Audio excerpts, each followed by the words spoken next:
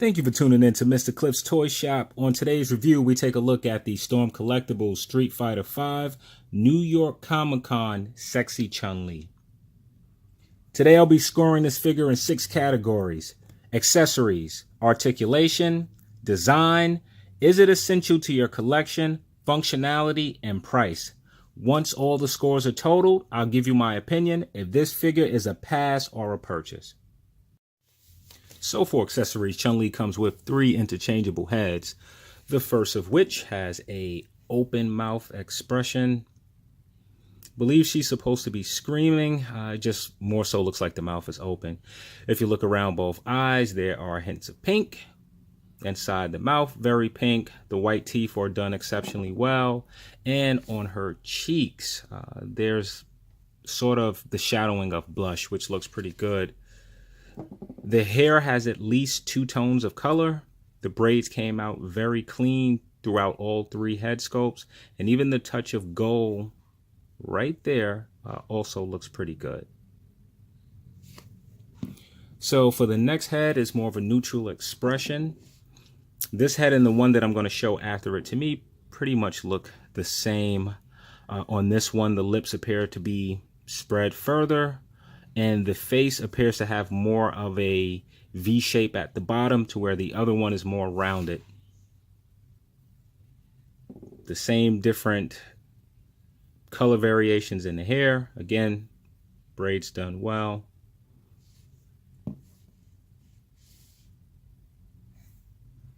And with this head sculpt, you can see that the lips hair are not as wide as the others, are long. And the bottom of the face is maybe more rounded.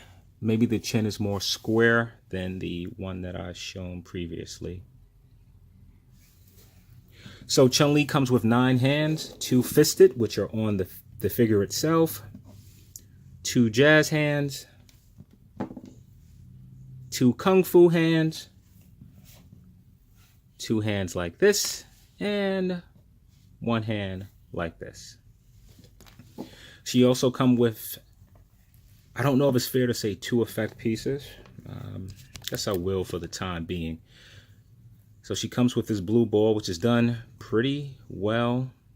There are a few variations of color. There's a mixture of white, blue, and then a darker blue throughout. And then you get the second piece, which actually wraps around here, and maybe I'll display that a little later. And Chun-Li is actually shown with a stand.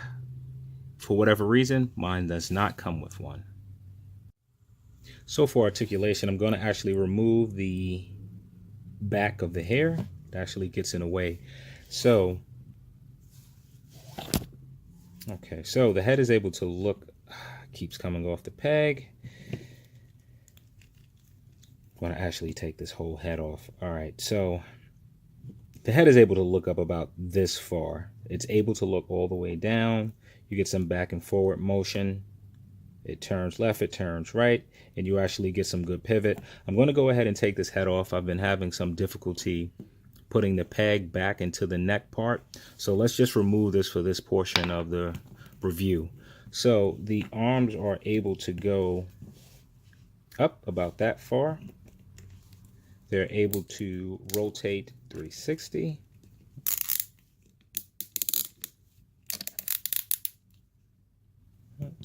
You get an upper bicep cut. The bracelet rotates, as well as the wrists, which also hinge up and down, left and right. In order to get them to hinge, you need to turn it accordingly and move it that way. All right, so the knees are, the elbows are also double jointed, if I didn't mention that part already. So with the upper chest, if you notice, the breasts are a bit soft, so you're able to move the upper part of the torso back about that far, kind of all the way down. It pivots very well, and you do get great rotation. There's extra articulation around the waist area. Turns about that much and about this much, if you can see it. So the legs come out about that much, go all the way forward, and kick all the way to the rear. When is the last time you've seen an action figure that was able to kick this far backwards? So with the upper swivel, it really doesn't move so great. In order to get the best range of movement, you need to lift the leg and start to rotate it from there. So as you can see, all the thigh is solid, simply one piece, so no cuts. And as you look down, no cuts anywhere in the lower legs as well.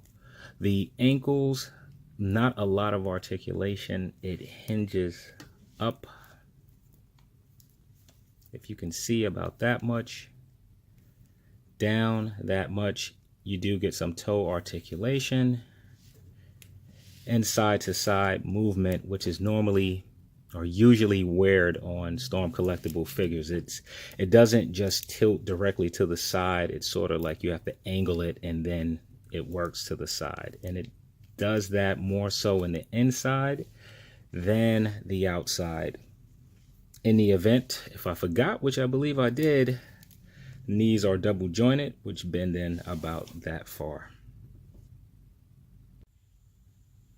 So for accessories, Chun-Li does not come with a lot. However, it is enough. I really like that she comes with 3 interchangeable head sculpt. I wish that we would get more variety on the expressions. They're pretty neutral, plain, not a lot of variation between all 3 facial sculpts.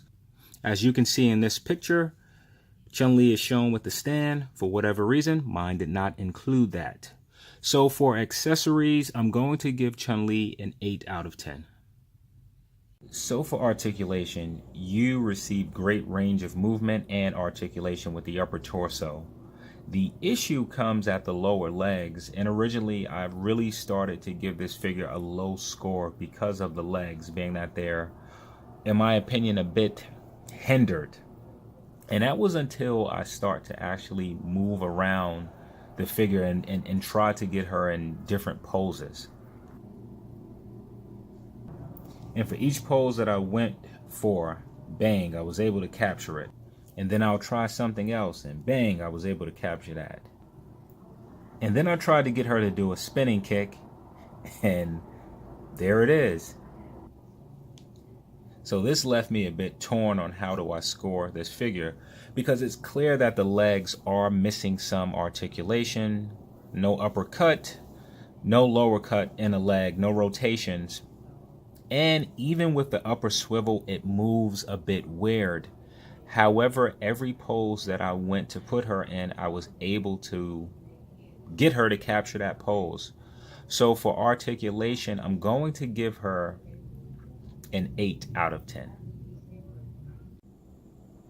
So I remember when I first seen the prototype for Storm Collectibles, and I really felt that they were just off, that they missed the mark between the upper torso and the lower body. And I really blamed them for how awkwardly she sort of looked. And it wasn't until I went back and played Street Fighter and actually saw her proportions in the game once again. And once I seen that, I realized how Storm Collectibles completely hit the mark. That action figure is a exact representation of what we're seeing before us in the video game. And they did a phenomenal job. So for design, I'm going to give this figure a 10 out of 10. Storm Collectible really did an amazing job. So when I think of Chun-Li, this is the Chun-Li that I think about. So as far as the newer version being essential to your collection, I'm not so sure. What I do like with the newer version is that it's simply not a repaint of her old costume. We actually get something much different. She looks like a completely new character. That I really like. However, being that Storm Collectibles has another offering for Chun-Li, how essential is that figure? And recently, they actually released a red version of the black suited Chun-Li. So the red dress will be an exclusive, as was the black dress to New York Comic-Con. So for me, that takes away from the uniqueness of the black dress. So for being essential to your collection, I'm going to give Chun-Li a 5 out of 10. If it wasn't for a red dress, it would have been a little bit higher. So for functionality, in my opinion, Storm Collectible did a great job figuring what soft goods to use on this figure.